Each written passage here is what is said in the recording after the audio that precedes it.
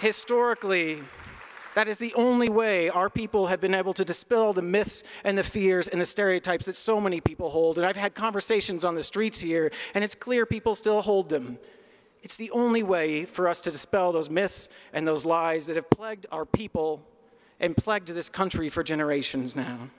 And that is why it's so vitally important that we pass fully inclusive, non-discrimination legislation across this state. And I don't mean in the future, I mean right now.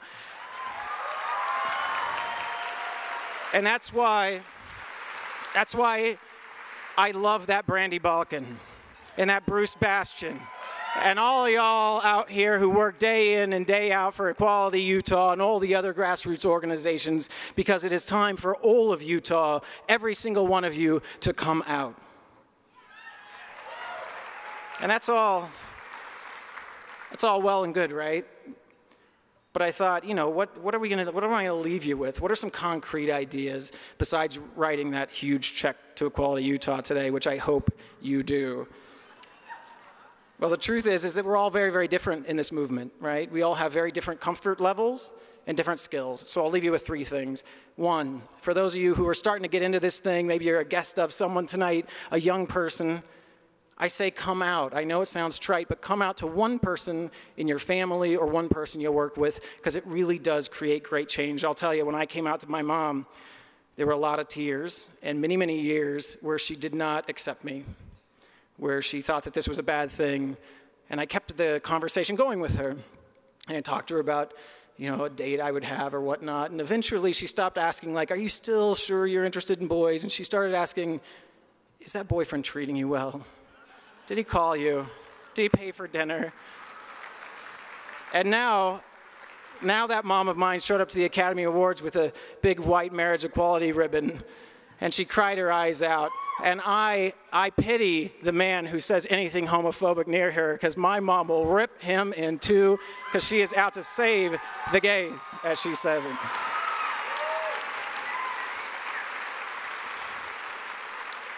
All right, and for those of you who do want to organize, right, and you want to do a grassroots thing, I'm saying you have come to the right place. And I'm going to talk about you again, Brandy. I'm sorry, but I had the great pleasure of meeting with Brandy Balkin a few months ago, and she said something I'd been waiting to hear from our national leaders for so very long. She said, in this movement in Utah, there are many voices in this community, many strategies, and there is room for all of them. And unlike so many people I've heard say that, she meant it. You know, she even works with that radical Troy Williams with all his kiss-ins and protests. I love that, Troy Williams.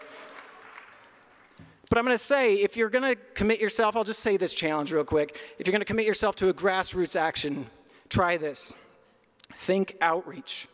Harvey Milk claimed that our rights, gay and lesbian rights, would never be secure until all of our rights were secure. He really believed that, and he also put work behind it. He didn't just work for gay and lesbian people, he worked for the women's movement, the seniors movement, the racial minority groups, and he preached endlessly about the coalition of the us's, that together we cannot lose. We are unbeatable at the ballot box. So to those of you who want to organize a grassroots thing, I say put on your big gay t-shirt, right? Rainbows everywhere, buttons with rainbows on them. And I say when it snows, you go out to those seniors' homes and you shovel some driveways, right? And if there's any other minority group, racial minority group, socioeconomic group that needs help, go and pitch in. And don't ask for something in return. That's not what this is about. Be visible, do the work, because it's time for the us's to come back together again.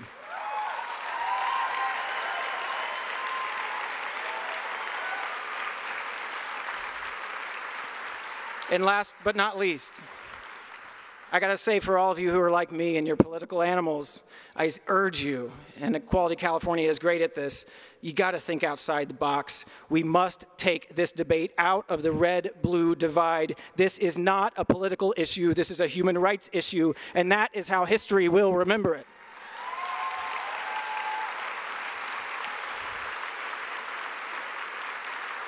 You know, a year and a half ago, I caught hell because we wanted to take this Prop 8 case federal, and I decided to go with me and the board with Ted Olson.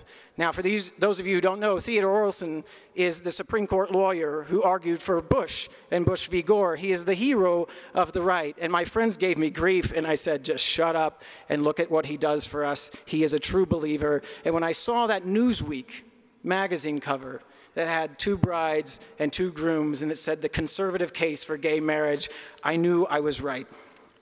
I knew.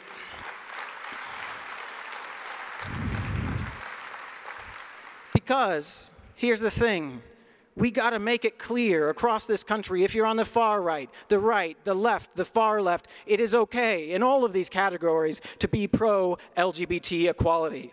So make those phone calls, please. Reach out to those unexpected allies. And in this state, there are a lot of them, including that church right up the street. I say call them. You might be surprised that they would help.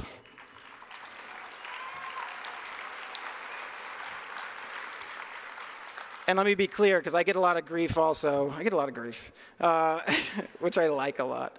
But I get a lot of grief for just talking about the federal, beating the federal drum. Let's take this to the national level. But the truth is, our state-by-state work must continue, and it must be redoubled here in Utah if we are ever going to win our full federal equality.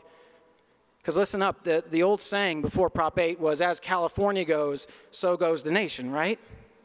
But if you looked closely, if you followed the money, that just wasn't true.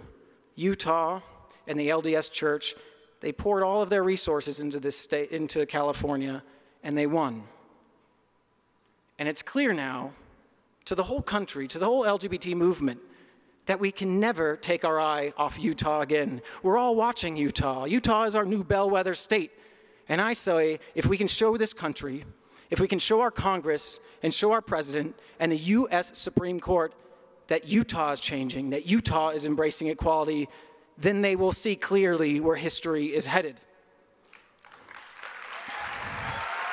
And perhaps some of them will finally feel strong enough to do the right thing, and deliver equality for the entire nation. I'm telling you, the nation is looking at Utah right now.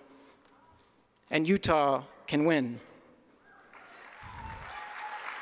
And with that hopeful idea, I hope you'll give me just one more minute, because I'm getting nervous thinking about it, to do what I couldn't do as a child. And I want to stand before you, and I'd like to bear my testimony. This is what I know to be righteous and true. I know that I was made this way. I cannot change it, and I would not. I know that my Father in heaven, whoever that is, loves me. He does not hate me. I know that we are a blessed people, gay, lesbian, bisexual, and transgendered. We are blessed with an outsider's perspective that has taught us to feel deeply, to love deeply, and live in empathy and understanding. But I also know that we are an impatient people because we know what's at stake. And I'm not just talking about our own lives. I mean the countless thousands of young LGBT children out there tonight who have been told that they're broken or they are second class. And I know that we're impatient because we do not want to ever see another one of these young people have their self-esteem crushed or robbed or to contemplate taking their own lives because of the love that's in their heart. And I got to tell you, I no longer feel any hesitancy or fear or shame standing up before you today to bear my testimony, because I feel certain. I feel certain that we can win our equality here in Salt Lake City. I feel certain that we can win our full equality in Utah. And I know that if we redouble our efforts here and we give 110%, I know in my heart, in our lifetime, we will win full equality in all matters governed by civil law in all 50 states of this great nation, and we will be free. Amen.